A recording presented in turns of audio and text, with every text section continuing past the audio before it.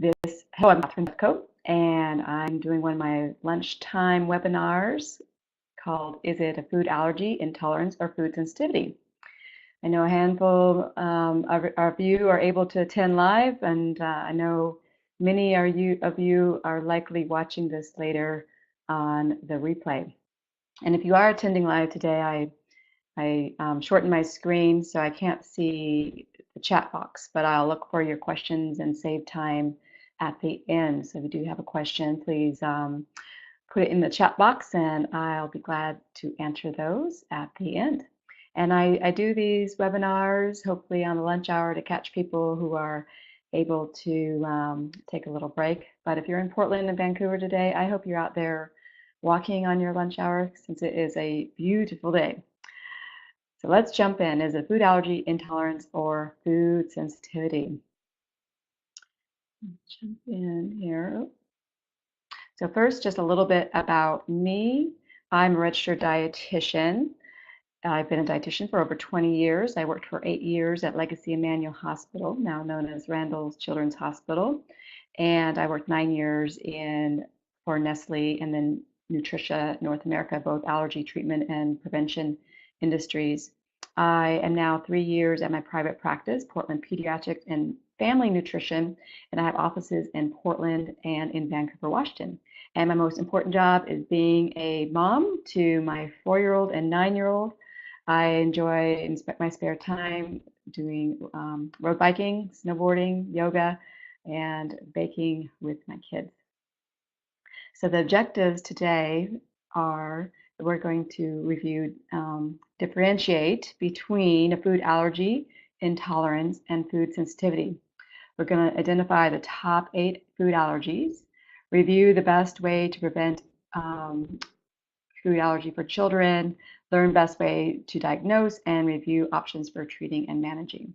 So for food intolerance, this one here, for food intolerance, the most common one that you may be familiar with is a milk intolerance, as in lactose intolerance. And lactose intolerance can cause gas, bloating, diarrhea, and belly pain. So very uncomfortable.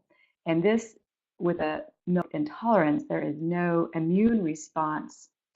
It is related to insufficient digestive enzyme lactase. The genetics do play a role in a lactose intolerance and most often develops in older children, teens, or adults.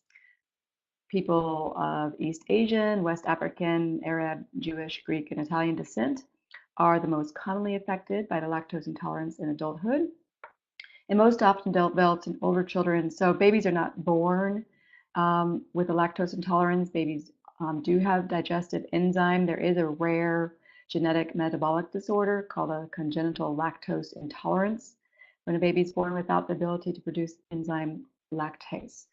So very rare that a baby would be born with a lactose intolerance. More common that a baby would temporarily not be able to tolerate lactose if they have a stomach bug, flu, or illness that it prevents the small intestine to temporarily stop making the lactase enzyme. So they refer to this as a secondary lactase deficiency, and this can be resolved after a few weeks. But temporarily, a baby would benefit from being on a low lactose just temporarily if they had a stomach bug. Breast milk contains 6 to 7% lactose in whole milk. So one lactose can't be reduced in breast just by removing dairy. So it's naturally occurring in breast milk. For a food intolerance, the best way to diagnose is with a hydrogen breath test, and this can be done through your doctor, pediatrician. Lactose tolerance test, and this test measures after you eat or drink lactose. I think the easiest way to diagnose is just removing the food, the milk-free diet, and then challenge with milk. And so certainly one can drink Lactaid or there's Lactaid over the counter. It's a pill that you can take before drinking milk. And if the symptoms going away, then it's clearly helps So that's often how I diagnose, with having people try just either, removing and then trying the lactate and see if that helps. Often small lactose is tolerated, so such as butter and cheese. So when one does have a intolerance, doesn't need to be 100% removal of the milk and dairy. Food allergy affects 4 to 6% of the population. That's 8% of children are affected by food allergy. The most common allergens that cause 90% of food allergies in kids are the top 8. So these foods, the milk, egg, peanut, soy, wheat, tree nut, fish, and shellfish, cause 90% of the food allergies in kids. And the big thing about a food allergy, it is an IgE-mediated immune response, referred to as type 1 hypersensitivity. The immune response to the food protein is immediate, and the reaction will start to occur within minutes to an hour after consumption. So sometimes it can be difficult to determine between a milk allergy and a milk intolerance, because they both happen right soon after it's ingested. But if you're taking lactate and it makes the symptoms going away, it's an intolerance. But if the symptoms don't go away, then it's an allergy and immune response. The food allergy is diagnosed as early as infancy, and 26% of children will outgrow their allergies by the age of 5. Infants with eczema have a higher risk of developing food allergy, and so eczema is not an exact symptoms, but those with eczema, their eczema can get worse too. And so just having the food allergy can make the overall skin condition and rash get worse. Cow's milk protein is the most common allergen in infants. And the symptoms that you'll see with a food allergy, the hives. This child here has hives, that's watching this. Wheezing, nasal congestion and running nose, gastrointestinal, the diarrhea, vomiting, and stomach pain. Swelling of lips, mouth, tongue, and throat, that's more anaphylactic with the swelling. Certainly itching, worsening eczema, atopic dermatitis, and the anaphylactic will be the most severe symptoms, and that's when there's more swelling of the throat and affecting the breathing. The condition I often see with families is allergic proctocolitis, and this is a food allergy in breastfed infants. Often one will notice blood or mucus in the stool. This is an inflammation of the lower part of the intestine caused by an allergic reaction. It's the less than 1% of exclusively breastfed infants develop an allergic reaction to cow's milk proteins excreted in the mother's milk. And so this is certainly a small percentage that this affects. It most often occurs when the baby's really young, within the first few weeks. And the way to treat it is with a breastfeeding mom to start by eliminating milk, dairy, and often the symptoms won't go away until a few weeks. So you need to be consistent with starting with dairy, and sometimes could be soy, egg, or corn. So other foods may need to be eliminated, and this can certainly affect mom's breast milk supply if she's not eating enough other protein-rich foods after eliminating these. So it's important to work with a dietitian if this is suspected. Certainly getting diagnosed and seeing your doctor first. Most babies will tolerate these allergens in their diet after 6 months, so we remove them, and then when baby starts solids, we certainly put them back in there because the gut heals and it's able to tolerate those proteins later on. Allergy testing. So if certainly keeping a food journal and looking for trends with symptoms occurring shortly after the food being eaten. It's easier to diagnose a food allergy because one starts feeling, especially if it's a GI symptoms and hives, and it happens immediately, then it's easier to correlate the food associated to that immediate reaction. So eliminating the suspected food or knowing that 90% of the time it's those top 8 foods I listed, and so eliminating when those foods are consumed frequently, then those are the good ones to start with. There can be an oral food challenge by reintroducing suspected foods to pinpoint the triggers, and this is suggested to do medically supervised, especially anytime anaphylactic reactions are involved, then you need to be working with an allergist and your doctor. So blood testing for food allergy includes the IgE-RAS test and the ELISA test. Skin testing is more ideal for environmental allergies. Um, and 50 to 60% of all blood and skin tests result in false positives. So tests show positive when it's not really allergic.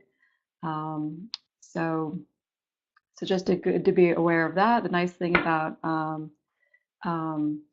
when it shows when it shows that it's not allergic, then you're more confident that it's not an allergic reaction. But when you have more positives, more things get eliminated that necessarily have to be.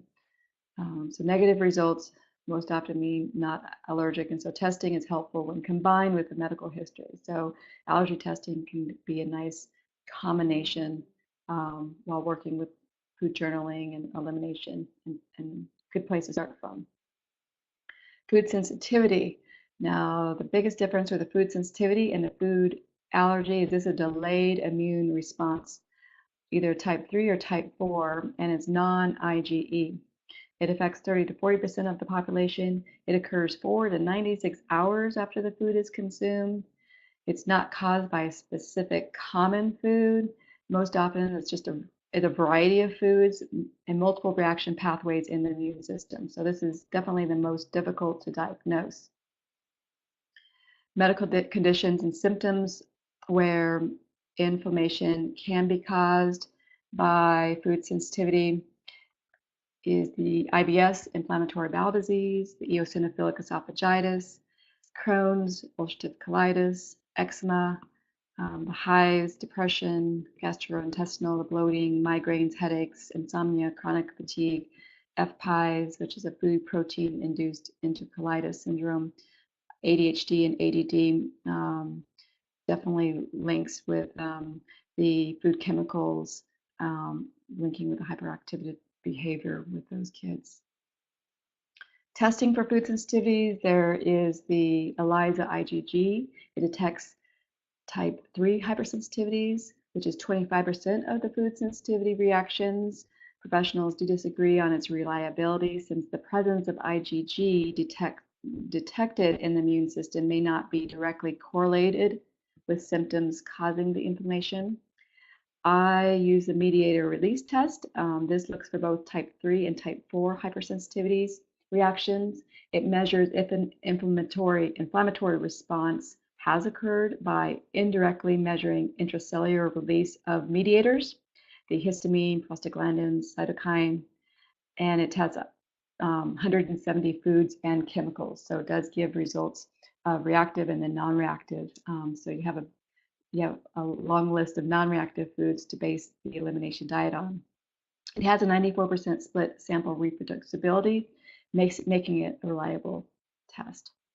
And here is some test result examples. And so it does give a list of the green is the non-reactive. So those are the safer ones to start bringing back into the diet. And then the moderately reactive and the reactive ones we leave off. Often with food sensitivities, once the foods have been removed for 3 months, then they can be tested and reintroduced to the diet. Often, once the inflammation is removed, the healing and the inflammation is gone, then the gut can retolerate the foods later on. So they're not forever. People can no longer have a food sensitivity. So regardless if it's a food allergy, a food sensitivity, it can be challenging to diagnose on your own, and discussing this with your doctor, pediatrician, or dietitian can help you decide what testing and treatment is the best solution to determine the foods causing you or your child's distress. Dietitian can help plan a diet to eliminate the foods causing the allergy or sensitivity, which improves symptoms and leads to a healthier and happier patient. Okay, so I'm going to turn it over, and if there's any questions, please type those in the chat box, and I'm happy to answer those now. You can always reach out to me. Here's my email at catherine@pdxpn.com and my phone number. And on my website, I have an option. You can book a free 20-minute phone call if you have questions or you're wondering what path you should go on. I'm happy to talk that over with you. And so you can go onto my website and book a free phone call that we can chat. So thank you very much for tuning in today. And see, I don't have any questions in my chat box, but if you have any that you're just too shy to type in there, you can always send them to me privately on email too. To those who attended, thanks for listening today, and I will be sending out a copy of today's talk later on. Great. Well, hopefully you're out enjoying that nice sunshine, and if you're not, you still have time to go out and get some. So thanks for tuning in.